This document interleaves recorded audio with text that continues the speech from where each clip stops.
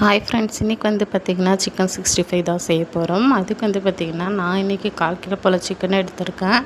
அதில் வந்து பார்த்திங்கன்னா 1 கப்பு போல் கடலை மாவு, 1 கப்பு போல் வந்து பார்த்திங்கன்னா கார்ன்ஃப்ளவர் சேர்த்துக்கிறேன். அதில் ஒரு கைப்பிடி அளவுக்கு கொத்தமல்லி, ஒரு கைப்பிடி அளவுக்கு புதினா சேர்த்துட்டு கொஞ்சமாக வந்து பார்த்திங்கன்னா கருவேப்பிலை வந்து சேர்த்துக்கிறேன். அது கூடவே வந்து ஒரு 1 ஸ்பூன் போல் வந்து மிளகுத்தூள் வந்து சேர்த்துக்கலாம். அதுக்கப்புறமா 1 ஸ்பூன் போல் வந்து மிளகாய்த்தூள் வந்து சேர்த்துக்கலாம்.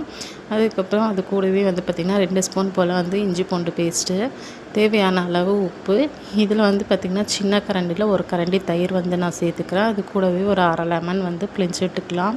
இது எல்லாமே போட்டு முதல்ல மிக்ஸ் பண்ணிட்டு அதுக்கப்புறமா வந்து பார்த்திங்கன்னா சிக்கன் மசாலா இருக்கும் இல்லையா, ஸோ அதை வந்து நம்ம இதில் சேர்த்துக்கலாம். கடைசியாக சேர்த்துட்டு ஒரு மணி நேரம் போல் வந்து நல்லா மேரினேட் ஆகட்டும், ஊற வச்சுருங்க. அதுக்கப்புறமா எண்ணெய் நல்லா சூடானதுமே எண்ணெயில் சேர்த்து 2 சைடும் நல்லா திருப்பி விட்டு நல்லா முருகலாக விட்டு எடுத்திங்கன்னா சூப்பரான சிக்கன் 65 ரெடி.